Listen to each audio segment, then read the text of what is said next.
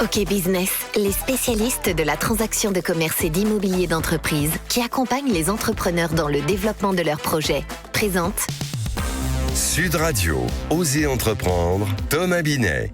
Comme chaque dimanche, lancez-vous ou relancez-vous, tiens, comme aujourd'hui, dans la grande aventure d'une entreprise. Jean-Marie, on va commencer par parler de petits bateaux comme saga de la semaine. Une deuxième belle marque française, c'est Duralex. On reçoit François Marciano, qui en est son directeur général. Si vous savez, Duralex, bien connu pour ses produits en verre trempé pour l'art de la table, cette marque a failli partir, a failli disparaître de notre patrimoine national. On la retrouve ce matin et on finira avec Carolina Verdé, notre avocate, qui va nous parler de l'arnaque au faux président. L'arnaque au faux président, tenez-vous bien parce que c'est incroyable. On en parle à la fin de l'émission. Mais avant ça, comme chaque dimanche, on commence en partenariat avec le magazine Entreprendre par la saga de la semaine. Aujourd'hui, on lève l'ancre, on plonge dans l'histoire d'une marque iconique. Petit bateau, Thomas, ça commence comment, Petit bateau ? C'est en 1893 à Troyes que commence cette histoire. C'est le berceau de l'industrie textile française. Mais c'est en 1918 qu'Étienne Valton a une idée de génie inspirée de la comptine Maman les petits bateaux. Il coupe les jambes du caleçon long de l'époque. Résultat, il invente la culotte en coton pour enfants. Un véritable tournant qui va révolutionner les sous-vêtements. Alors aujourd'hui, où en est la fabrication des produits Petit bateau ? Petit bateau reste fidèle à son ancrage français. L'usine historique de Troyes, Saint-Joseph, continue de jouer un rôle clé dans la production, notamment pour le tricotage et la teinture. Mais pour s'adapter aux réalités du marché, une partie de la fabrication est aussi réalisée au Maroc et en Tunisie. Cependant, l'ADN de la marque, son savoir-faire et sa qualité restent inchangés. Petit bateau, c'est aussi des vêtements iconiques qui traversent les générations, qui sont... c'est lesquels les incontournables ? La liste est longue, Jean-Marie. On pense évidemment au ciré jaune, au caban ou à la marinière, mais aussi au body bébé avec ses fameuses pressions, une invention qui a changé la vie des jeunes parents. Et même le t-shirt blanc Petit bateau, bien connu, adopté par les plus grands créateurs de mode, prouve que cette marque sait traverser le temps avec style. Exactement. Alors récemment, le groupe Yves Rocher, propriétaire de Petit bateau, a annoncé vouloir céder la marque. Qu'est-ce que ça signifie pour l'avenir de Petit bateau ? Le groupe Yves Rocher, effectivement, souhaite recentrer ses activités sur la cosmétique et a donc décidé de vendre Petit bateau. Cela pourrait ouvrir de nouvelles opportunités pour la marque, selon le profil du futur repreneur. L'objectif annoncé est de trouver un acheteur capable de préserver l'identité de Petit bateau et d'assurer son développement tout en maintenant son ancrage français. Donc vendre, oui, mais peut-être pas à n'importe quel prix, c'est à suivre. Exactement. Allez, tout de suite, on accueille votre invité. On parle d'une autre marque célèbre française. On est avec François Marciano. Bonjour et bienvenue. Bonjour Sud Radio. Bienvenue sur Sud Radio. Vous êtes le directeur général de Duralex, célèbre marque de produits en verre trempé pour l'art de la table. C'était les verres de nos cantines tout simplement à l'école. Aujourd'hui, vous avez 250 références, 6 teintes différentes qui composent l'offre Duralex, allant des gobelets aux autres accessoires de table, tous fabriqués dans l'usine du Loiret. Quel beau pays. Vous êtes l'invité de Thomas Binet. François Marciano, quand vous entendez, je viens d'en parler, que Petit bateau est à vendre et qu'elle est une autre marque emblématique du savoir-faire français, qu'est-ce que ça peut vous inspirer ? Alors ça m'inspire deux choses. La première, c'est, j'espère que ça va être un Français qui va reprendre cette belle marque qui est une Madeleine de Proust comme Duralex, le Petit bateau, ou que les salariés se disent on va en faire une scope.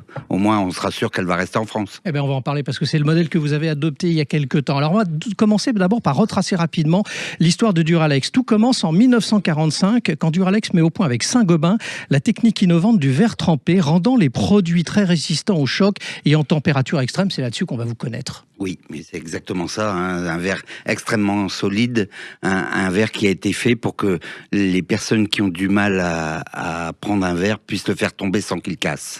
Dans les années 50, sont lancés les fameux verres Gigogne et Pigarty, bien connus par les enfants car ils sont numérotés entre 1 et 48 pour ceux qui l'ignorent, et ces derniers regardaient au fond pour y découvrir soi-disant leur âge. C'était l'attraction de la cantine.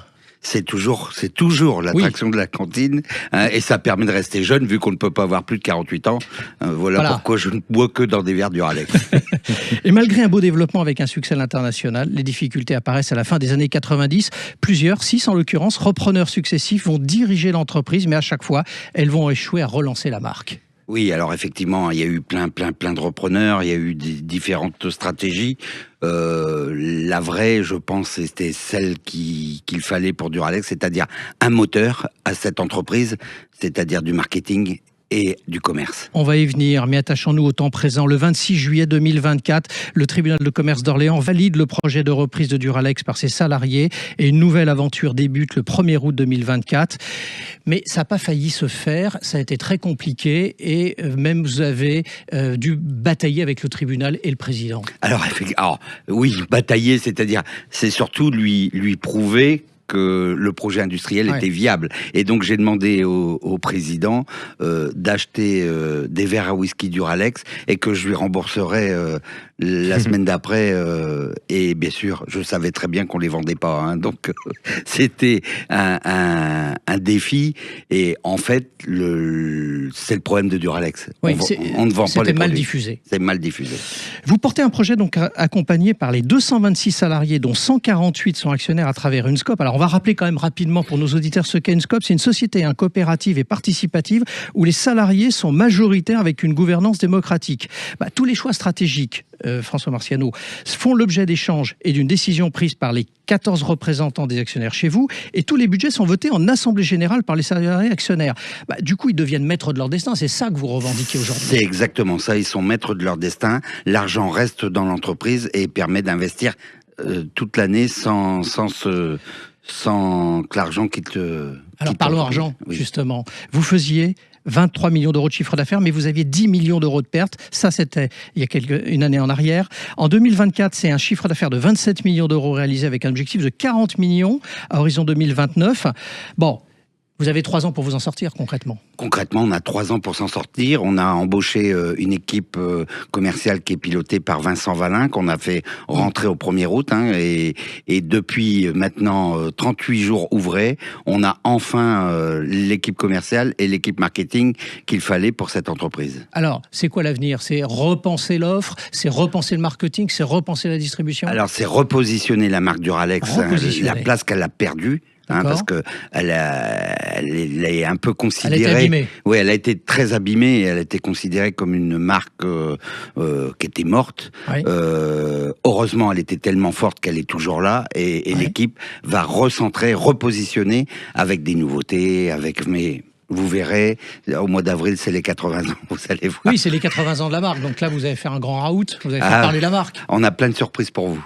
Une des premières surprises, et ça vous en est pas caché, c'est déjà que vous allez ouvrir un magasin à Paris. Alors exactement, oui, on est sur des projets à Paris. On a ouvert un magasin à Orléans, je ne sais pas si vous le savez, en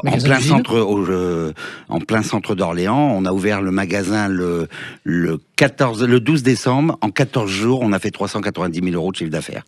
Et puis en 2025, vous allez lancer un concours national pour dessiner le prochain modèle qui représentera la France dans les 27 pays où vous exportez. C'est ça, c'est repositionner Duralex pour les 80 ans à venir. Bon, on vous reçoit une prochaine fois pour parler de l'avenir. C'est ça. Radieux, qui attend Duralex. On va essayer de faire tout pour. Mais c'est surtout les Français, avec www.duralex.com, pour nous aider à acheter du Duralex.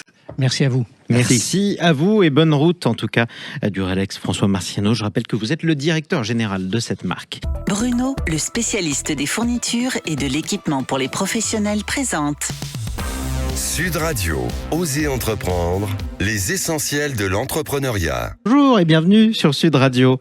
Vous êtes notre avocate et aujourd'hui vous nous parlez de la fameuse arnaque au faux président. Attention.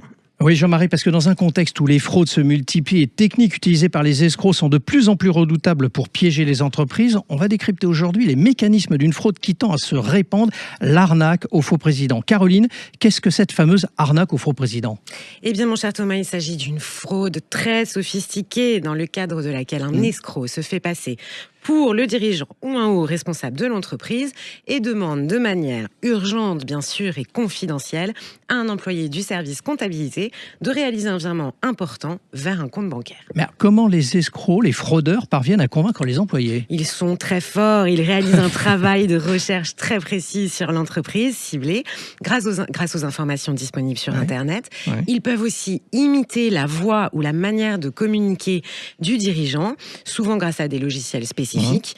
Et enfin, ils jouent de leur prétendue autorité en insistant sur la confidentialité et l'urgence de l'opération, ce qui pousse bien sûr l'employé à agir sans vérifier la légitimité de la demande. Alors, mais que peut faire une entreprise pour se protéger contre ce type d'arnaque ? Comme souvent, la prévention est essentielle. Il faut sensibiliser les équipes aux arnaques courantes, établir des procédures strictes, exiger une vérification systématique avant tout virement important, et bien sûr protéger les systèmes informatiques pour limiter l'accès à des informations sensibles. Alors une question importante, que doit-on faire si notre société est victime de cette arnaque ? On agit immédiatement, on contacte la banque pour tenter de bloquer les fonds transférés si c'est encore possible. Il faut aussi porter plainte auprès des autorités compétentes et signaler l'arnaque à des organismes spécialisés comme la plateforme Pharos. Et enfin, l'entreprise peut vérifier si elle dispose d'une assurance contre la fraude pour obtenir et surtout espérer obtenir un remboursement. Merci Caroline. Il ne faut pas sous-estimer d'ailleurs ce que l'intelligence artificielle va encore développer dans ce type d'arnaque. Exactement, la course-poursuite va continuer. Merci beaucoup Caroline Laverdé. Merci à tous. Allez, restez avec nous Thomas Binet. On vous retrouve dans un instant, dans quelques instants plutôt. On va investir dans la terre. Sud Radio, Osez entreprendre, Thomas Binet. Avec OK Business, les spécialistes de la transaction de commerce et d'immobilier d'entreprise qui accompagnent les entrepreneurs dans le développement de leurs projets.